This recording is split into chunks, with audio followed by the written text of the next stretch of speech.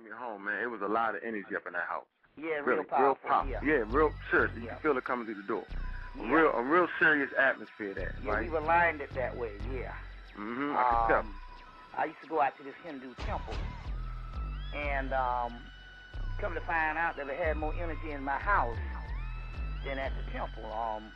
One sister took a trip down to the African village, but she stopped by my house before she did that.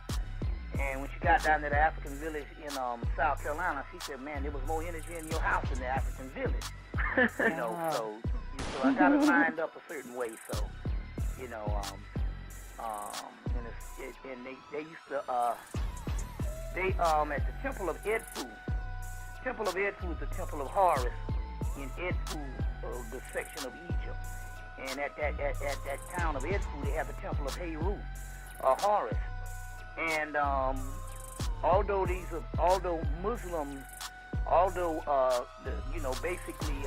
Kemet is mostly Muslim now, these particular women, when they become barren or when they having fertility problems, they're not that much Muslim to understand the spirit world, and they take themselves down to the Temple of Heru, the divine child, and automatically they become fertile.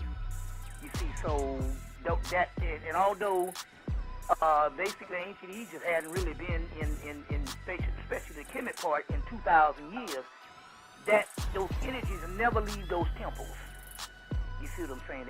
They're portholes to other dimensions. And so as a result, that's how you want to align your house. You see what I'm saying? Especially a place that you dwell in. So any place now that don't have any type of altars, you run the risk of break-ins and all other kind of crazy stuff that's happening.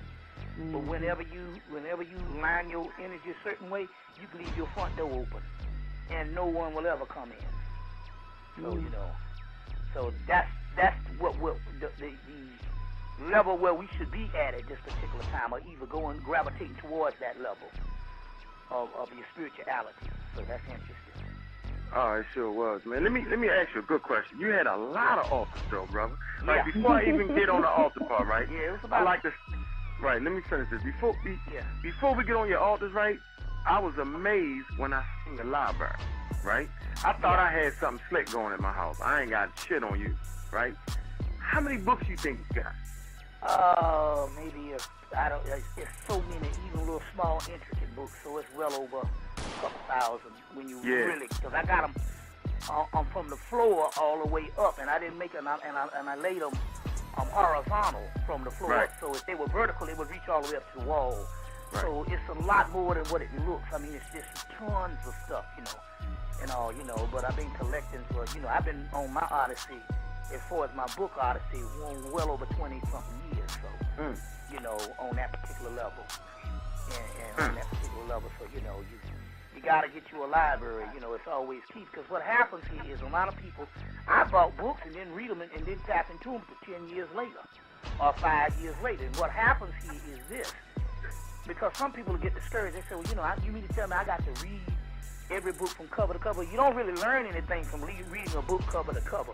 Most of these books, on occult books and history books, are not read to be, not made to be read cover to cover, because you don't retain anything if you do that cover to cover. You're just going over data. What it is this.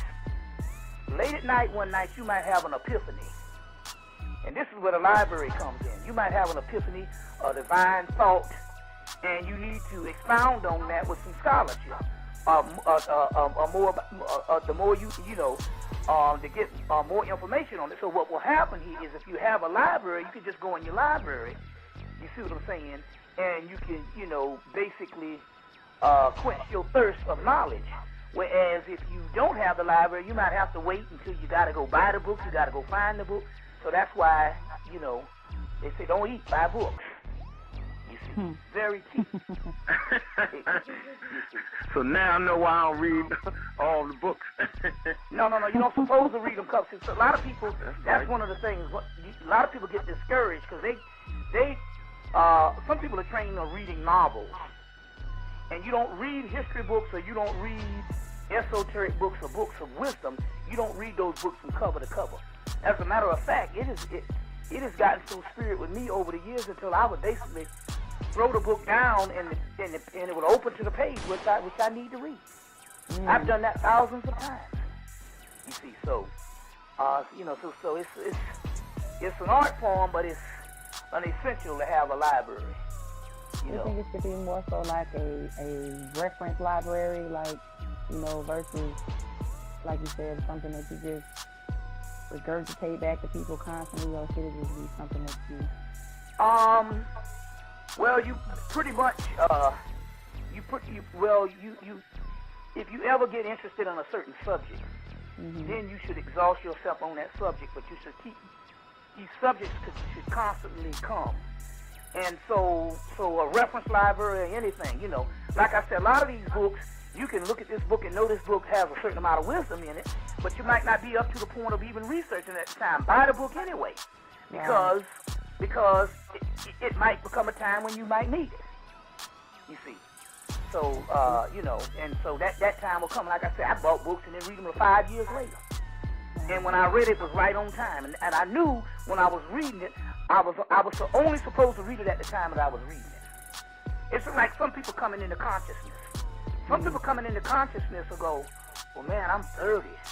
I'm 40. Why didn't I learn this when I was a young child?